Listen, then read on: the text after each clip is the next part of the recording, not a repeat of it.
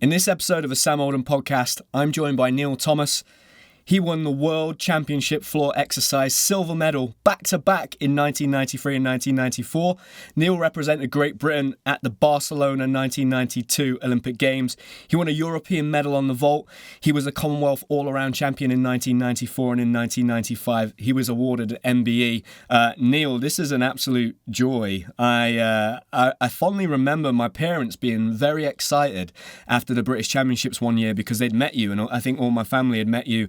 And you were very kind about my gymnastics, and they told me this, and I was like, oh, this is great. And I did a little bit more of a deep dive into who Neil Thomas was, because you came before me, a couple of generations before my time. But it really is an honour to have you on the podcast. A lot of our listeners, Neil, have been requesting you for a long time, and I really appreciate you giving us the time this evening. Oh, it's an honour, and well, you summed up my achievements really well there, so thank you, Sam. Thank you, mate. I guess my research, it does work. Sometimes I wonder, is this right? Is Wikipedia, does it get this right sometimes? But it's normally pretty spot on. That was all spot on from my memory, yeah. The great thing about this conversation, Neil, is that, I've gone back in time because a lot of your achievements were prior to me even being born, and I've watched your performances when doing this research. And I want to learn a little bit about your childhood and how you got into gymnastics. One thing that struck out for me, Neil, was that you were born in Wrexham, and I wondered why you ended up then competing for England at the Commonwealth Games and not Wales. Yeah, okay, so a slight correction there. I think that might be on Wikipedia. I was born in a place called Chirk, which is in Wales, just over the border. Okay. It's near Wrexham. Right. So I was brought up in North Shropshire, in England, but it's it's quite near the border. Right. Okay. I have got Welsh grandparents. I've got my nana Blodwyn, who was around, so she was fully Welsh, and I've got some Welsh on my father's side as well. However, I schooled and I was brought up in England. Okay. So when it came to representing English schools, so I was in school, so I represented English schools. And so they've continued to represent England. Oh, that makes so much sense, Neil. Yeah, when I was reading that, I wondered, I wonder why you get that a lot in football, right? The athletes having to choose between grandparents and parents and which side of the borderlines they fall on. That makes a lot of sense. Now, and when did you start doing gymnastics, Neil, and how did that come about? How did you find your way into a gymnastics club? Well, okay, so I think it was probably when I was about 8 years old, which is quite late. It is, quite late, days. I was a fidgety person in school. Okay. I'd be always out of my seat. I was always climbing trees, going along climbing walls, anywhere, always being told, get down. Things like that. I was standing on my head, watching television. This was before I started gymnastics. And one day my brother was playing table tennis in a local sports centre, and my parents noticed there was a gym club on a Saturday morning. It was 1 hour on a Saturday morning in a local sports centre. So I started there.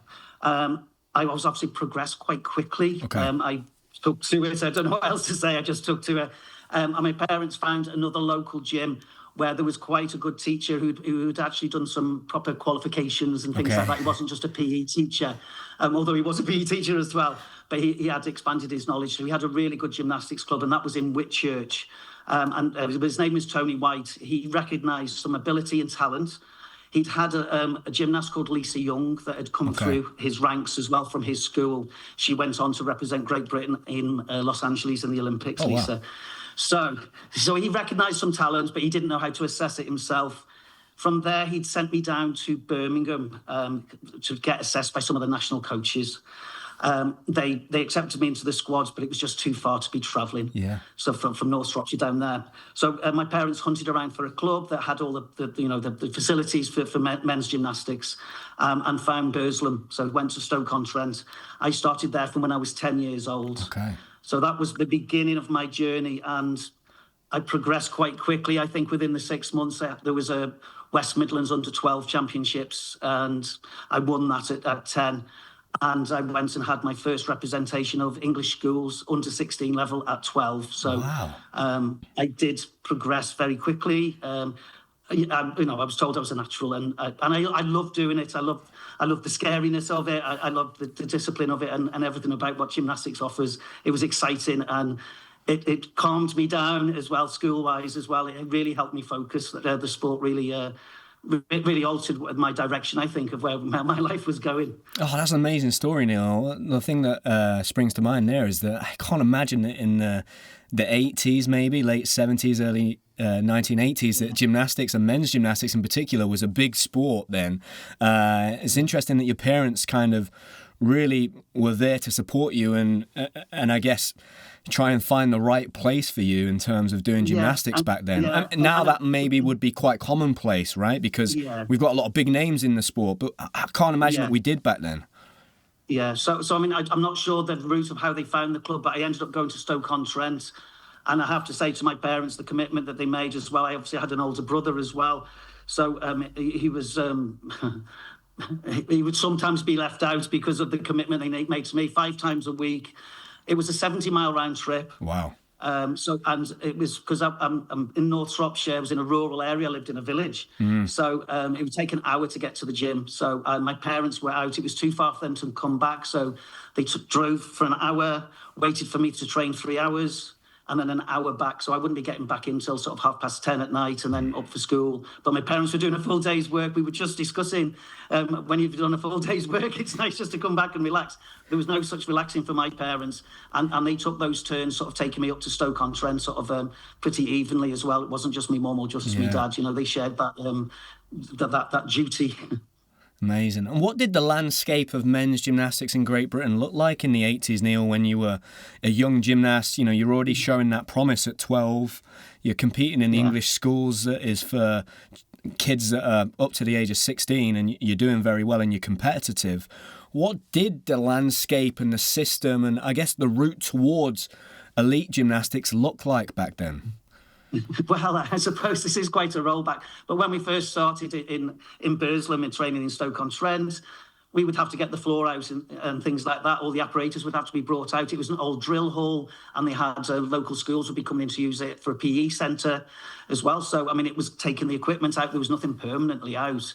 So the part of your training time was learning safely how to get it out, unfold trampolines, setting up trampettes, all those sorts of things. So they're just...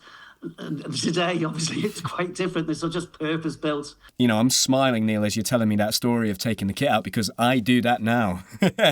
When I teach my recreational gymnastics club, you know, I have to get there half an hour early, pull the equipment out the back of the tennis court, set everything up, pack away at the end.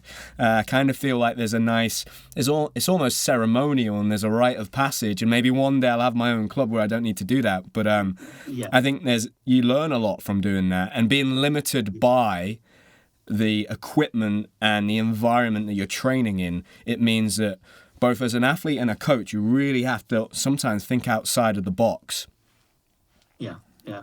But so obviously as well, so Mick Weinstock was my coach in Stoke-on-Trent, you know, he had a lot of guidance from a national coach at the time, John Atkinson. So he would come to Stoke, and he would sort of give some guidance as well. So very good grounding in basics and things like that, which stood me in good stead for right from my career as well. I was very fortunate. I never had any major injuries or incidents as well. So, and I put that down to sort of probably good body preparation, conditioning, and things like that. Amazing. And do you know where I met John? He was a great guy, and he was obviously very fond of Soviet gymnastics and the Russian coaches that came over through the 90s and then into the early 2000s with Andre and Sergei. Do you know where John's understanding of that Soviet-type body preparation approach came from originally? Neil, had he travelled out to Russia and the Soviet Union?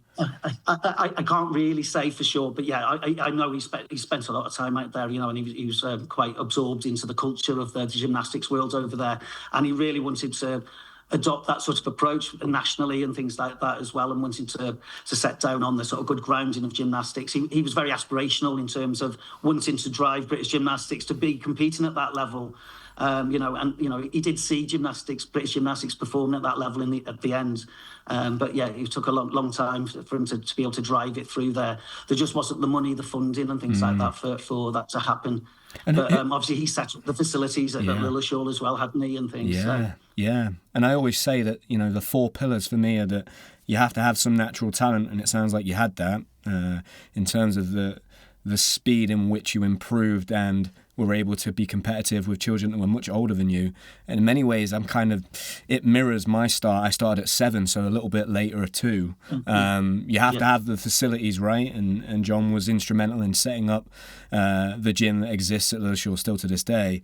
You've got to have the coaching expertise, and you need to have a support network around you. It sounds like you had that from your parents too. Who were your inspirations when you were a young gymnast, Neil? There was no YouTube or social media, so I imagine you were relying on watching the gymnastics on the BBC when it was on at the Olympics or maybe the major championships. Yeah. So early sort of people that I really looked up to was a Chinese gymnast called Tong Fai, who was a superb floor worker, which is one of my preferred pieces as well. He was excellent. And obviously Li Ning as well was from that era. And Bela Serchev was just, he was a wonder kid, wasn't he? He was 16 and he was winning the senior European championships. He was an awesome gymnast. He was someone that I've really sort of aspired to. So I think that was sort of it. Within British gymnastics, Andy Morris, I competed with him seniorly, but when I was a junior and he was a senior, he was someone I liked his style, and he actually sort of broke ground in terms of his achievements within sort of ranking it within the European world. I'm going to pay you a real big compliment here, Neil. Now, I grew up around coaches that were part of that Soviet system, and they came over here to the UK. The likes of my own personal coach, Sergei Sazhanov, Andrei Popov, Alex Sharayev. And I have to say, they are very reluctant to complement styles of gymnastics that are not Soviet styles of gymnastics. And one of the athletes that they would always compliment when it comes to their style of gymnastics was yours. And that really stuck out for me, because it would be very few and far between that they would even ever give me compliments for my gymnastics. So when I heard, and look, that is very much the Soviet culture, right? Like and it's a pride thing, right? It's a pride thing, and it's brilliant. I like that about that culture.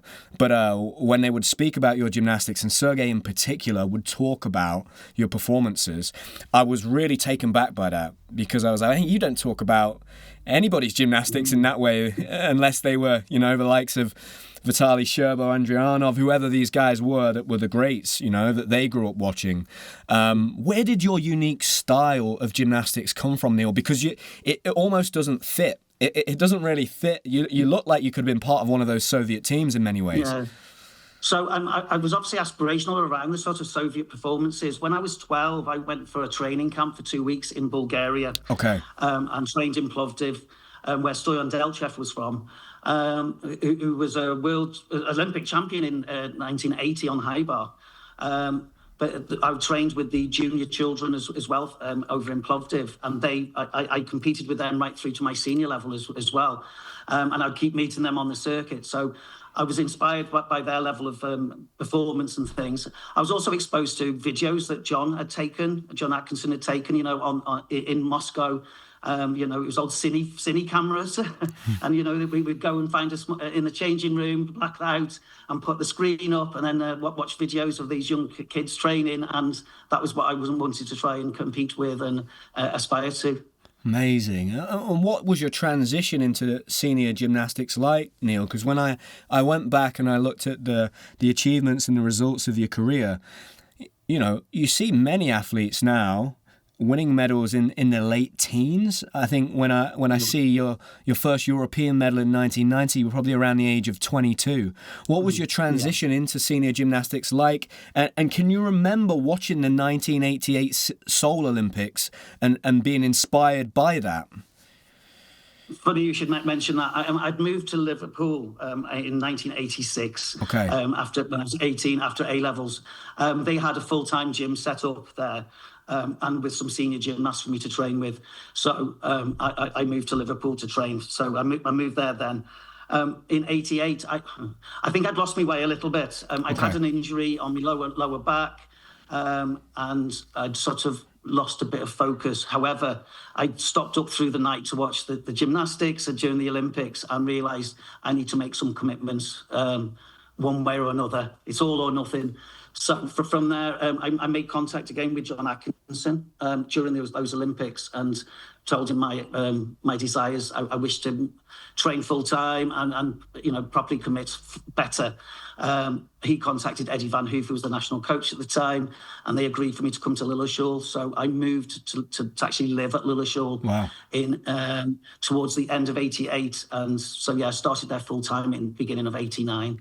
And that was my movement into full-time sort of centralised training. Yeah. And were there any performances in particular that stand out from that Olympic Games, Neil? I mean, when I look back at that Olympic Games, a lot of people say that was almost the peak of the Soviet team, as it were, in men's gymnastics then. They were... all of them were legends, and you look at some of those gymnasts and the performances, and obviously Lukin doing his triple back, on a floor that I don't think any gymnast of today's standards would be able to do a triple back on that floor. Was there anything in particular that stood out for you?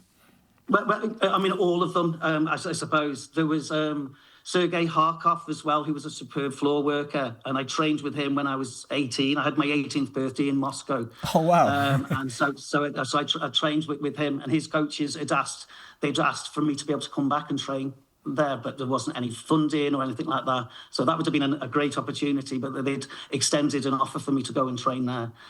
So I enjoyed watching his performances, thinking, oh, I could have been there. That would have been great. Yeah, oh wow, that's amazing. And do you have fond memories of your time you spent there training in Russia, Neil? I know that it was quite commonplace back then, because they often did exchanges with gyms and clubs in Russia to come back to the UK, and there was a lot. Was John very instrumental in that? I think in the early days, but then I think other coaches forged their own relationships. There was a slight opening up as well. So, so I think that became a bit easier, particularly when they were after some funding as well. So that, it could be fairly well paid to accept some Western gymnasts and things like that to their facilities. Yeah, amazing. And what do you remember about that 1990 European Championships where you took that bronze medal on the vault, Neil? You go in there at 22. And at this time, it's hard for me not to think of the whole era where you were competing, Neil. I mean, initially I'm going to look at your performances and the medals you won. But then when I look at the gymnasts around you on that podium, I'm like, these are some of the biggest names ever in the sport. For me personally, I look back at Vitaly Sherbo, Gregory Masutin, some of the guys that you're sharing the podium with, and I think they're all-time greats. What do you remember about competing at that European Championships and winning that medal and being around these guys? Yeah, well, part of that, Sam, is a culmination of a lot of hard work prior to that. I think breaking ground as I was doing in terms of just making finals, let alone being warranted to be medal worthy. There was a lot of international performances where you had to prove yourself. So there was a lot of Eastern Bloc European competitions and things like that where you had to get judges to be seen, you to perform as well. And that created belief in myself, but it also created belief that the judges would give you the scores that you probably deserved as well. I made floor final in that championships as well, and I sort of messed up. I'd done a double layout, a back flick, and a somersault out of it, and I landed outside the area. So I blew my chances on the floor. And so I just wanted to, for the vault, I just thought I just got to give it everything for that now. So, I'm just really pleased. It was an amazing performance. Yeah, I mean, an amazing achievement, Neil, to win major championship medals on not one apparatus but two. Very few athletes are able to go on and do that. Did that light a fire within you, winning that medal, being on that podium, then heading into what would become the 1990s and then a very big Olympic Games in Barcelona in 1992 coming up in 2 years' time? Yeah, I mean, I suppose it just focused my attention on, that there was an ability and there was a recognition that I could do it. Again, it was breaking new ground. It just hadn't been done, sort of not in that modern era anyway. Yeah. You would just keep on ploughing in, just keep doing the performances, doing the routines in the gym and trying to get that consistency. Yeah. And can you tell me a little bit, Neil, about what it was like being based at the National Centre? I've spent considerable amount of time there. And look, you're going to have coaching expertise, the best facilities, nutrition. food, you're not paying for anything. But that place can be a lonely place to be at times. What was it like for you, and what are maybe the pros and cons of being a centralised athlete in somewhere like Lilleshall? Yeah, I think for me it was good to help focus my attentions on that, and it was just purely me gymnastics. So very blinkered, which as again being very so blinkered as its pros and cons. But yeah, it was very blinkered. It was probably helpful not to have such distractions around me. In the earlier days, like I said, I'd struggled a little bit when I'd moved up to Liverpool, and there were other distractions around and things like that. So that sort of focus was probably helpful for me. Yeah. And there was good gymnasts around as well. So I spent a lot of time with Terry Bartlett, who was very experienced and had led the team for many years as well. I mean, he had his first Olympics in '84, Terry, and he was still going for the '92. So he'd been around for a few times. So he was just a good team captain and a good head on his shoulders to sort of, to be around, and a good experience. What was it like on your body competing regularly on those floors, Neil? Because, now there are not many competitions full stop nationally for the top athletes to compete in. The World Cups are very few and far between, and not many athletes are able to do the whole circuit and go to every event. You might only be competing 6 or 7 times, and the floors now, I mean, the gymnastics you would have been able to do if you were in your prime, Neil. Wow. It would have been very exciting. What was the physical toll back then, and how did you compensate for it, Neil? Because sports science didn't really come into the fold until, honestly, for people listening, I'd say post 2012, when we had that success, all of a sudden, we had a lot more funding than we did in the lead up to London 2012. And then all of a sudden we got strength and conditioning coaches. We've got this technical expertise from the sports medicine side of sport come in. But prior to that, there wasn't any of it. It was very much fundamental gymnastics philosophy type strength and conditioning. What did that look like when you were in your prime winning those medals? Were you doing any weights? Were you doing anything to try and combat just how tough the load was on those floors? Because those floors, when I was a kid growing up, and this is another, we're talking 15 years, 10 years after you were competing and winning your medals, my knees were shot when I was a teenager. I couldn't even...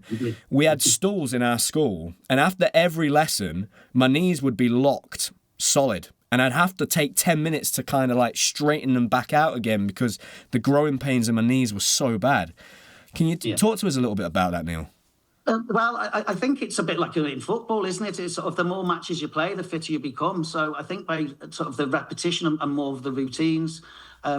So therefore, when you've done the competition, that obviously competitions, it is more demanding. You've got the harder landing areas and things like that. But you become match fit with the amount of touring and competitions and things like that, the internationals, because I did do quite a lot of internationals, as I was sort of suggesting before. So I think your body just, you got used to it. So yeah, I can't really say more than that, and it was just that's how it was. Yeah. So it was just getting on, but and again, I think I was lucky. I suppose I never had any sort of major injuries, or never broke any bones, never dislocated any major joints and things like that. So yeah. And one thing I thought about there, Neil, you reminded me a little bit of Rhys McClenaghan. I think there is a real advantage to being somebody that is maybe a bit of an outlier, is trying to make history, and is the guy that has the opportunities to win the medals, in that you get the opportunities to get out there competing on the international stage and learn. Maybe right now in Great Britain, we're such a strong team, you might only get one shot in a year internationally to prove yourself. And if you don't perform well, you're going to have to wait another 12 months. Whereas for you, I'd imagine you had the opportunity to get out there on the circuit and be doing most of those competitions and learning the art of competing.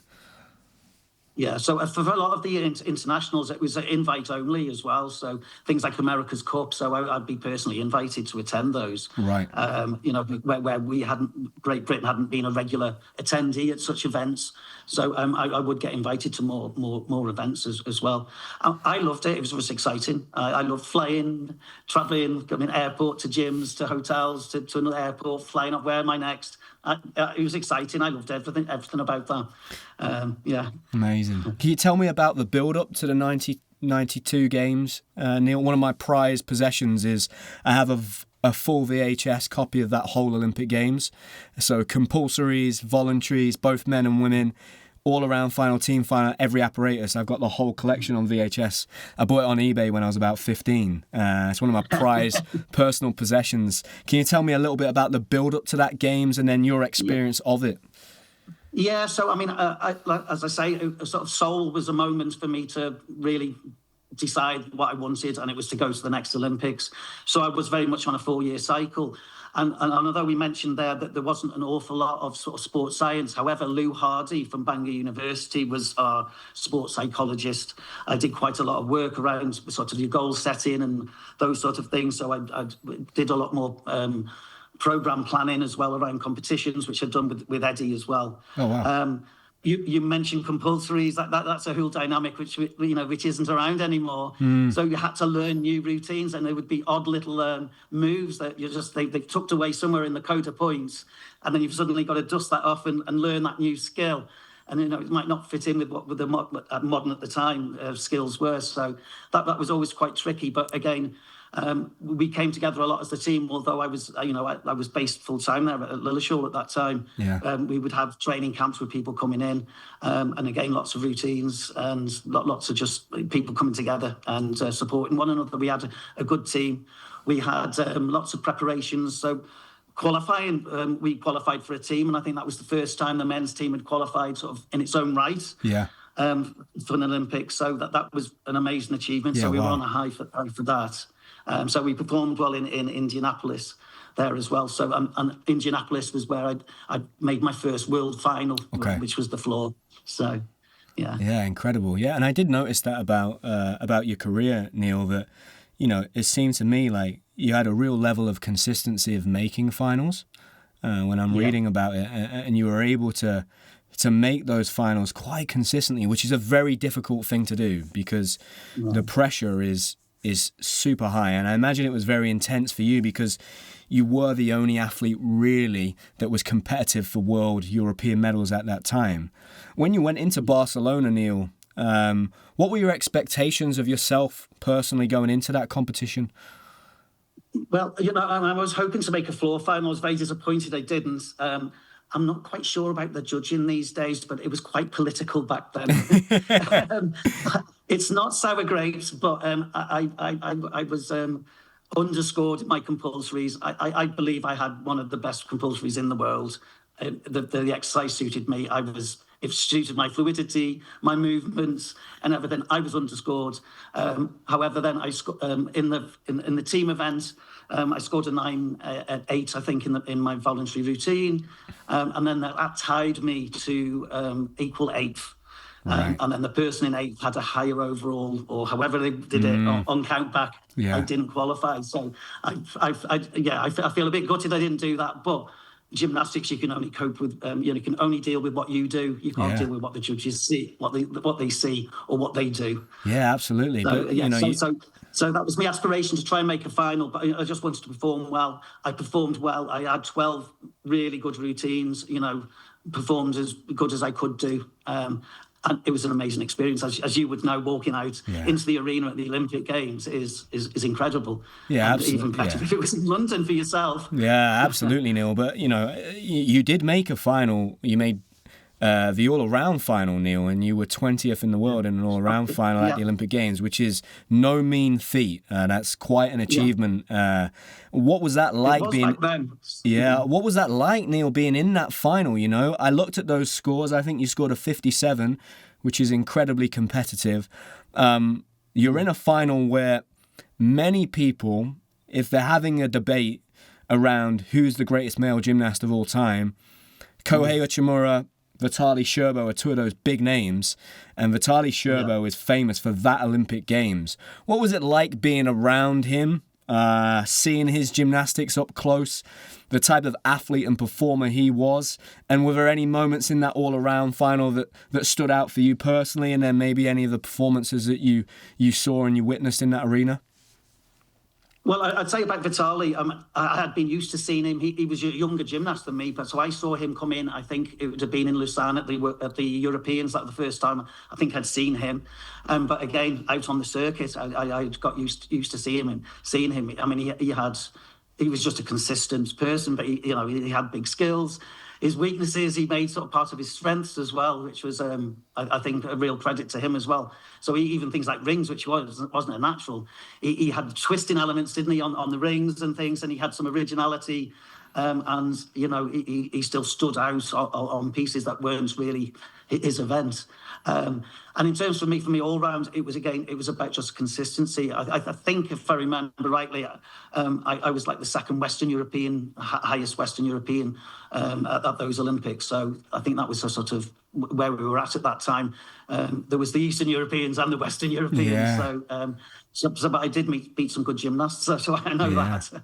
Yeah, amazing, Neil. And I guess that team, and particularly their coach in Leonid Arkayev, right, that has somewhat of a demeanor about him. I remember when I was a child, Sergey, for my birthday, bought me his book. I remember reading this book, and there was my favorite section was the section in this book, and it was the skills that he predicts gymnasts are going to do in the future, and some of these skills were absolutely bonkers. But most of those skills have now been done. But I remember reading them as a kid thinking, no one's going to do any of these skills, which maybe tells you a lot about how forward-thinking this guy was. What was it like being around that team? Because there was this era of kind of superiority and almost a fear, that you would get, like this presence of them. What was it like operating around that team? Well, I can say post tournaments and post internationals, I would see a different side to them. Right. We would go out and we'd have a few drinks. So I became quite good pally with them outside of the gym. Yeah. So I saw them in a different way as just these untouchables, which previously they had been. So I would have a good time with them, get to know them as well. So, Vitaly Belinky as well. So he was a good gymnast of that era as well. So I would say he was a good friend, and I've met him a couple of times since as well, which has been a really good experience. Yeah, amazing. He's moved on to Germany now, hasn't he? He's coaching. Yeah, Valery Belinky. Yeah, I met him when I was. I went to. There's a training camp in Italy in 2006. I went to. It was the UEG training camp. They do that every year.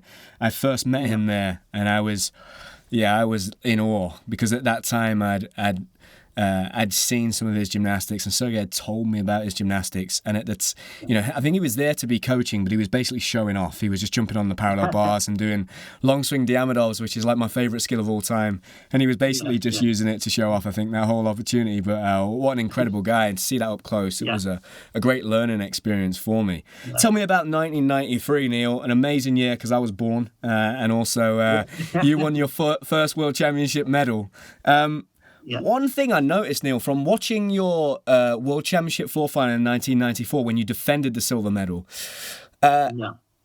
all of the skills that were in that routine, you had been doing 4 or 5 years earlier in 1990. I think that's one thing that is maybe somewhat unique about the floor exercise that people maybe underestimate or don't factor in. It's finding the right routine and getting the right balance so that you're able to perform it under pressure in the right moment. And that's something we've seen Jake Jarman maybe struggle with over the last few years. And it seems like he's now just got that right. And a lot of people are asking him, are you going to do bigger skills? And he's kind of saying, well, no, this is kind of my routine. And I've finally got it to the point that I feel comfortable in that routine and confident that I can go out there under pressure, stay within the floor and land all of the tumbles. Can you just tell me a bit about the process of creating that floor routine that in 1993 became the routine where you won your first medal and then again moving on to defending it a year later? Yeah, it's a bit odd really, Sam, because a lot of the history of that routine started very much as a junior. There was I had an aerial cartwheel in there that had been in from when I was 13 or things like that. So there were skills that I just never removed. So some parts of the structure had stayed quite the same. Obviously, there was coping with changes in code of points as well.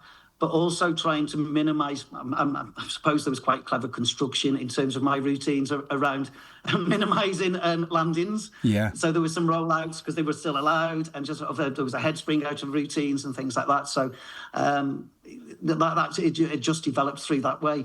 And in terms of in '93. I mean, it was an amazing experience. I'd had quite a disappointing all-round, to be honest, so I wasn't very happy about that. But I went back after the all-round and went back to Lilleshall. That routine in the final was different to what I'd qualified with. Okay. I'd upgraded that as well too, because it was a new code in '93, obviously following the Olympic year. So I put in some slightly different changes in there as well. So, yeah. But yeah, incredible experience. I mean, it's a funny little thing, but just straight after that, I was on Blue Peter the day after, or the week, on the Monday. So it was live telly down in London, just little things like that, which you didn't normally get from British Gymnastics. Yeah, amazing. And were your family in the audience there in '93, Neil? Because that was in Birmingham, absolutely. Right? Yes, it was. Yeah. No, absolutely. They were there, my mum, dad, and brothers, and I think there was a coach load of people as well from locals as well. Aunties, uncles, and things like that. Yeah. So that was really good because my parents had gone out to the Barcelona to see me there, and that was the first time they'd seen me in an international in person as well. So it was good that they could see me in another competition. Yeah, amazing. And when I looked at those two routines, Neil, you see the scores are so low, right? Because that used to always happen after a new Olympic cycle, and gymnasts are trying to figure out the new code and how best to play it. I think that was that cycle to Atlanta, if I remember correctly. Straight front, full twist became a really common combination, and that actually I always look back and I feel. Because I have 1996 on VHS tapes as well, although I kind of stole that from Paul Hall. I'm not sure whether he knows that, but I studied that one as well. And Alexei Nemov, who's probably my favourite gymnast of all time, he does 3 straight fronts and misses his full twist in the all-around final and misses out on the gold medal by a 10th at 19. Which I always think of. I've never forgot that because he was like, his gymnastics was just absolutely stunning. Yeah. What then changed in that next year, Neil, because you switched up the routine a little bit? What was the thought process going into 1994 in Brisbane, and what was it like defending a medal and trying to stay on that podium or even climb up to the gold position? And how did that maybe compare to trying to win the first medal? Yeah, I went through quite a lot of a change again then. So after '93, I continued training, and then when it came to the summer, I'd won a medal at the World Championships. I'd been to the Olympics. I'd got a medal at Europeans, just things I'd never thought would be achievable. I was looking at where am I going to end up? So I was looking at university places. So I had started applications for unis. I got accepted at John Moores to do my sports science degree. Okay. So I moved in September back to Liverpool, started John Moores, and I was training there at the Liverpool club under the guidance of Marshy, who was Lee Ning's coach. And he was national coach as well. So I learned a great deal from Marshy. There was a slightly different approach around. I wasn't full-time. It was, I still had a full day of studies and things like that and other commitments. And so he always got the best out of me. I had a superb relationship with Marshy. He was a superb, great technical understanding of skills. And I actually learned quite a few new skills under his guidance as well. It wasn't just consolidation. I learned skills. And 94 was what was my peak of my performance, I think, with retaining the silver medal at the World Championships and then going on to win the Commonwealth. I would say I was at my peak physically and emotionally and, mentally as well. Yeah, I think watching that floor routine in 1994, Neil, having watched those performances that I had, and look, it wasn't your whole career by any means. When I was doing the research for this episode, it felt to me like that 1994 routine was the culmination of your career. It was just such a beautiful routine. I mean, I mean, the smile on my face when I saw you do the forwards double twist down the side, having watched the 93 routine, and just how spot on all of the links in between were in that routine. It really was just a beautiful piece of gymnastics. Yeah. I ask a lot of gymnasts this, Neil, when we talk about their big performances and maybe the most memorable one. It'd be really interesting, now we're 30 years out from that performance. Yeah. Can you take me through it, Neil? And do you remember it? Does it still stand out in your memory? And are you still able to close your eyes and remember that performance from start to finish and what it was like to do all of those tumbles? Not quite in that detail, but I just know I was solid. I had a good all-round performance. Off the top of my head, I think in the all-round I was 16th in that World Championship. So whereas in Birmingham I'd had a disappointing all-round, I had it all together in Brisbane. And I know I felt to win the medal again another second time. It felt that Birmingham wasn't just a home soil. It wasn't just given to me because it was on the home soil. It felt earned and justified, more justified in my head anyway. So. Yeah. And what were the changes to the actual structure of the routine that you made, Neil, between 93 and 94 that you felt like kept you on that podium and amongst the great champions that you were there on the podium with? Yeah, I just think it was sharper. I think my first tumble was changed as well because I did a full in back out layout, whereas I think it was probably I was still flipping out of me double layouts in Birmingham off the top of my head. Yeah, you're right. You're spot on, mate. yeah, okay. Yeah, so I mean, that was a fairly big upgrade, I suppose. But I was very consistent on that. Floor exercise, I could go on floor and shoulders down, and I felt confident I could perform on that. I wasn't concerned, worried about that. I didn't used to get nervous for floor. It was. I felt I could go out there and show it off. Yeah, so that's what I enjoyed doing. Yeah, amazing. Yeah. And what about winning the all around at the Commonwealth Games, Neil? Was that an achievement that you're very proud of? I mean, most gymnasts, you start off as being an all arounder, right? Like every kid wants to be an all arounder, and through circumstances, maybe you end up being a specialist or being known for an apparatus. But I'm sure you would agree, all the gymnasts have the most respect for the all-around champion. What was that like for you personally to have won that gold medal? It was awesome. Again, I think, although in terms of your competitors isn't quite as tough, in terms of my performances and what I put out there was one of my best performances in the all-round. There was a lot of pressure. I think I was... I was expected to win. I was the highest ranked gymnast, but when it comes to Commonwealth, there's some more partisan judging again, or there was back in those days. I don't know about today, but there was definitely more partisan judging that was going on. So some of the differences you might have seen in the World Championships when it comes to more of a local competition like the Commonwealth Games, the margins were a lot closer. Yeah. So I couldn't afford any mistakes. And again, it was going out and having the confidence of hitting those routines and leading the team as well. So I was team captain as well during that time. So that was sort of leading by example, but also really focused.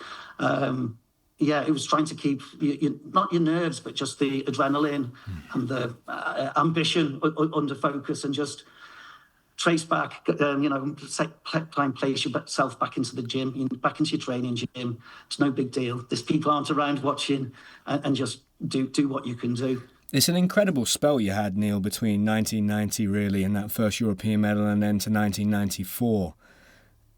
What was difficult about being, in many ways, the one athlete, either men or women's, that was winning those medals? And after the first one, certainly the World Championship medal in 93, having the expectation to win more, was it a heavy burden to carry at times on your own? I can't say it really took a great burden on me. I know I had to try and take some... mentally coping with doing compulsories and all rounds, making the top 36 as it was then, and a final or two finals in Worlds. It meant that you weren't with your team. The rest of the team had finished theirs, perhaps after 2 days, whereas I was continuing. And I don't feel like I'm going to be missing out on things. So it just the separation from your team and just had to continue. Was a new skill. There was something that I hadn't had to do before as well. So there was a bit of learning around those sort of just keeping that focus as well around that, because that hasn't something that I hadn't previously trained about. It was really interesting, Neil, that you spoke about working with a sports psychologist, because, look, the reality is, during my time, certainly in the early days, there was still a real stigma about doing that. And it was effectively commonplace in terms of the thinking that if you're going to see the sports psych, then there's something wrong. Maybe we won't put you on the team, or you might not get selected for the team. What was your experience of working with a sports psychologist like in that? Now it's just seems like a no-brainer, right? But that's a long time ago. We're talking early 1990s. What did that look like, that work with that sports psychologist? I know you touched on it a little bit. Was it more the mindset and the approach to competing? It was. I mean, we've done a lot of the sort of goal setting, but then there was the working on visualizations and things like that as well. And like I said I'd noticed it was difficult to maintain momentum, with making finals and continuing when the rest of the team weren't continuing. So we worked a lot on things like that as well, about sort of trying to refresh and mentally stay alert over these periods of time as well. And those sessions were sort of done one-to-one, and it was really helpful. I mean, I know living at Lilleshall could be difficult and a bit isolating, but being able to speak with the psychologist was a confidential space as well. So that was probably particularly useful for me at that time. And what was it like balancing the compulsories and the voluntaries? Neil, that's something I've never had to do, right? What was that like? How difficult of a task was that? And, how did you split your training time up between, effectively learning 12 routines? Yeah. So earlier on in the cycle, you'd be looking at just learning the routines. There might be certain skills they're just skills you haven't learned on your development. So, and as I said, they pick out some quite tricky little moves. So there would be a period of time of just learning those and then putting them together.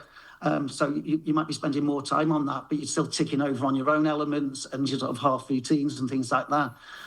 But then when it comes to there'd be either compulsory mornings, compulsory afternoons, and voluntary stuff as well. So it would just be swapping and changing. And I always enjoyed, in terms of gymnastics, there wasn't just one piece of gymnastics to do.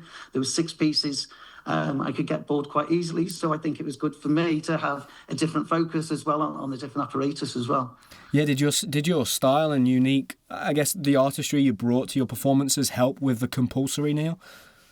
I think so. I mean, I had some, like I touched on before, about I think I had a good grounding in my basics, and I think that's what the compulsory tests as well, So, looking around that fluidities and things like that. So hopefully that sort of, it helped those. And again, they weren't difficult as such, but they were tricky. Yeah. But it was about showing them off and wanting to take things to the max, taking it up to the handstand and not being slightly off an angle.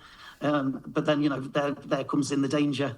Yeah, I'm trying to think of those compulsory routines from '96. I know I'm seeing Nemov's floor routine at the minute in my head. There's almost like that break-dancing circle to a straddle planche with the round-off flick Arabian down the side to finish. Or was it a pike back maybe at the start into a forward roll? Yes, those tricky elements to just catch you out. And I'd imagine that every gymnast would have one in those compulsories that would just be like their tough skill. Yeah, and I think probably one of the difficulties around having those compulsories as well, I mean, they become much more subjective as well, don't they, on whether you're reaching amplitude, virtuosity. There was scores towards those as well. So those sort of things could be a bit tricky. Yeah, it came down a little bit more to personal preference when it came to the judging. Yeah, it's so funny that you mentioned, obviously, the judging there, Neil, but the reality is, back in the day, and even when the Soviet Union split up, right, into the countries that it became, they were still all best mates, and they would all help each other out, and that was a real challenge in the early days of my generation, trying to break through and win medals. It was tough, it was hard, and we didn't really understand that political landscape yet. We were very naive to it as young gymnasts. I remember competing at the Junior Europeans in 2008, and we did our podium session. In the podium session, we did a routine. And I remember afterwards, our coaching team say, you did great, you beat Russia by a mark. And I was like, it wasn't even a competition. How do you know we beat them by a mark? And the Russian team on the tram back to the hotel was saying, it's fine. They're all going to fall off pommel on tomorrow in the actual competition. It was already like gamesmanship being played. It was brilliant. So yeah, you were right in saying that. What was it like, Neil, to be awarded an MBE for your services to the sport of gymnastics? There are not many gymnasts that have gone on to have been given that award. And for someone to have done it in a time when, we weren't known for having the success in the sport that we have now. There's countless athletes in the past, it's probably 2 decades now, that have gone on to win major championship medals. But you were the only one, right, during your time and your generation. What did that mean to you personally? What was that like? Yeah. Who gave you that award? Yeah, well, rightly so. I mean, I felt really honoured to be invited to take up the MBE. I was happy to accept. I was very happy to accept that honour, and particularly for all the efforts and the hard work that the back room in terms of my parents had done as well. So I felt very honoured for my parents to be accepting that. My award that I got, it was the current king had presented me at that time. I think the Queen was on other duties or whatever, but yeah, I mean, that was a great day at Buckingham Palace. An amazing thing. Though my mum, because they were obviously sat in the audience, and they were seeing a trail of all sorts of people being awarded honours, and so my mum told me at the end, she said, on average, he was the prince then, but the Prince Charles spoke to people for about 20 seconds. He spoke to you for 30. So that's a mother's love, isn't it? Oh, amazing. Brilliant. Neil, one thing that stood out to me when I was getting ready for this episode was what happened after 1994. I was a 1-year-old at that time, certainly wasn't involved in gymnastics until the year 2000, and that's, I guess, a period of time that I don't know much about when it comes to British gymnastics and men's gymnastics and your own personal story. The first question that comes out was, well, why didn't Neil go on to compete in 1996 and the Atlanta Olympic Games? Can you tell me a little bit about life after gymnastics and the journey that you went on, and maybe why you didn't continue in the sport at that highest level? Yeah. So, I mean, after 94, I was still obviously in university. I continued training into 95. There was a World Student Games in Japan, and I hadn't been to Japan, so I wanted to go there. So I had trained. I got a shoulder injury while I was out there. I had a very disappointing competition, and that was the end of my career, I think, basically then. Wow. I think I'd supported the World Championships as well in that year, but there was no purpose for me to continue. There was no funding. There was no purpose for me to continue at that time. Like I say, I felt that I'd gone as far as I could, and again, there was no additional incentives for me to stay in the sport or do stuff. So I continued, went on and did finished my degree. I started then as still within sport. I was a coaching development officer for the Merseyside area. I then spent a brief period of time as well as a gymnastics development officer for the Northwest. I found that quite difficult because I couldn't leave behind the legacy of my gymnastics when I was trying to be a professional, have a different professional role within gymnastics, and realised just how blinkered my world had been, and I wanted to move beyond that. I had discovered through being a development officer for British Gymnastics the enjoyment I'd found from just very recreational gymnastics and supporting school education and curriculum gymnastics. And so different types of enjoyment. So I knew I had been coaching as well, actually. So I had coached for a while. I was national under-12s, under-14s coach, and I did generally like that. However, I wanted to, the world is a lot bigger than the gymnastics. Yeah. So when it came to, I realised, what did I want to do? I enjoy working and engaging with young people. I want them to reach potential. So I ended up working with Save the Children for a number of years. And those were children sort of going out doing outreach work and working in environmental projects. It could be music, it could be sport, a whole range of things as well, just trying to engage young minds. And from there, I've always worked within sort of supporting families, children's, and that's currently where I am now as well, sort of working with Liverpool Council Children's Services as a family group conference coordinator, which is, a role I thoroughly enjoy. Yeah. Did you find it difficult to transition out of sport, Neil? And do you miss it still? Normally I'm asking this question to somebody that's been retired for 2-3 years. Maybe they've just retired, right? I wonder how that develops as you become an older man or an older woman, and you look back on your career and all of a sudden you're going, wow, gosh, I did those things 30 years ago. It's...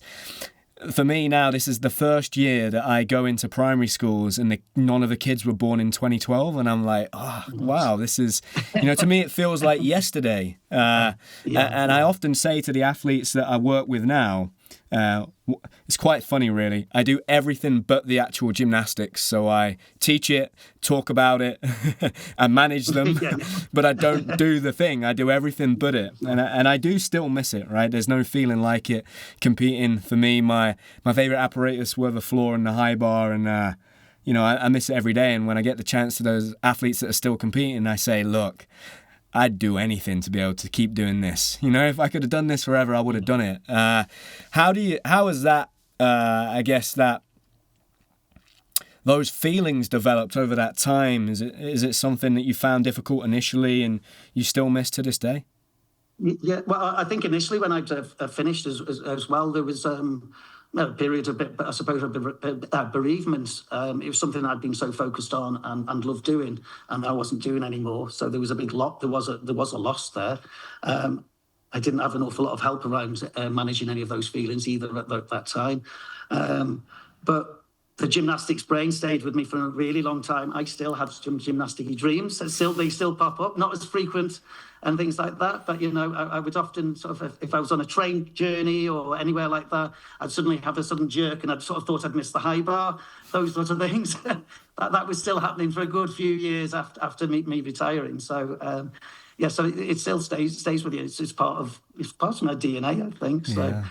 Yeah. Did it bring you a lot of joy, Neil, seeing obviously the likes of Lewis Smith coming through and Great Britain starting to win medals again? Was that something that you did that bring you back into the sport a little bit again as a fan? Yeah, there was, I think, British gymnastics, particularly on the men's side, because obviously Beth had sort of picked up as well, hadn't she? But on the men's side, that we took a number of years. It was sort of in the wilderness, and it was something I wasn't pleased with, that it would be like that, and I wasn't thinking, I hope no one does better than me. I was, I'm really pleased with seeing how it certainly developed now, and it's in such strong shape. It's amazing where we've gone to, and it's accepted that we should be making finals, not just finals. We should be coming back with medals and gold medals at that. It's not. It's an expectation now. So there wasn't that expectation on me, but it was. So it's obviously very different now, and I'm pleased to see how well they're doing and how healthy it appears in terms of medal hauls the British gymnastics is doing. Yeah, when I had my little boy Neil and he was born, as soon as I kind of saw him for the first time, there was a real obvious realization that I hadn't felt really until that moment that, you are a product of everything that came before you. And I think that's the same in gymnastics too, and sport and whatever walk of life that you're in.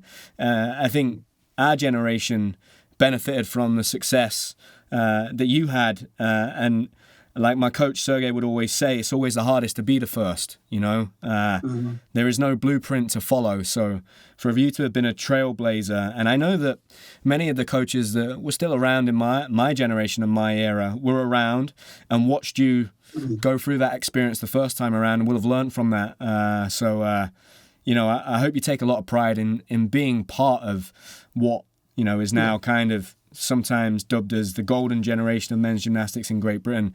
You were doing that long before any of those guys were doing that. So I have to say, in researching this episode, Neil, I've found a lot of pleasure in watching your performances and your style of gymnastics, learning a little more about why Sergey admired your work so much. And, thank you so much for sharing your unique Olympic journey and story with us. And I hope you do look back at your career with a lot of pride, and hopefully our paths will cross maybe at the British Championships in the future. I look forward to Yeah, and they're kind words, Sam. So thank you for that. You're very welcome, mate. You're very welcome.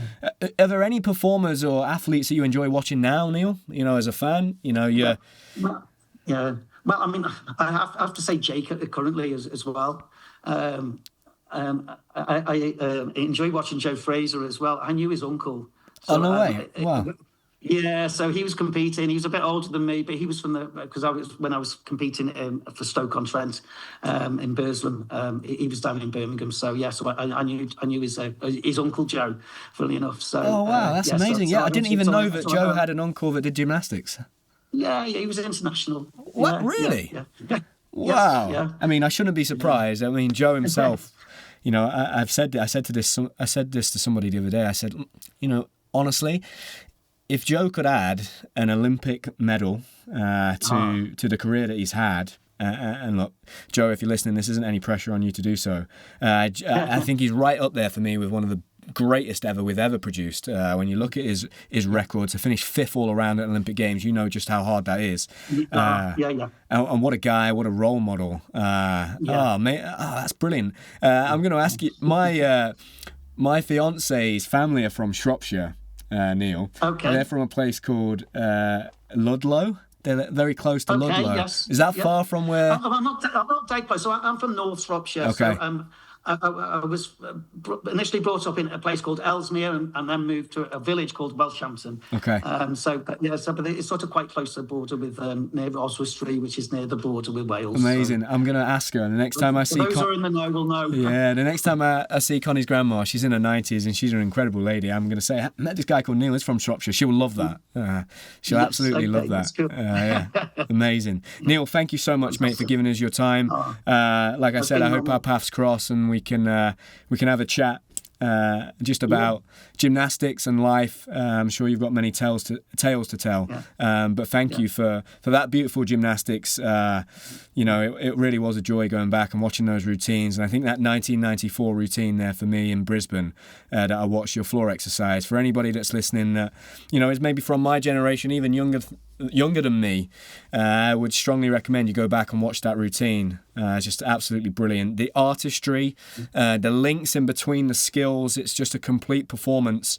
There's a real push now in the sport of men's gymnastics to go back to that artistry, and I think some of the clever, you called it tricks, but some of the clever construction of how to get out of tumbles into the corners, absolutely brilliant. So thank you so much, mate. Well, thank you so much, Sam. It's been a pleasure.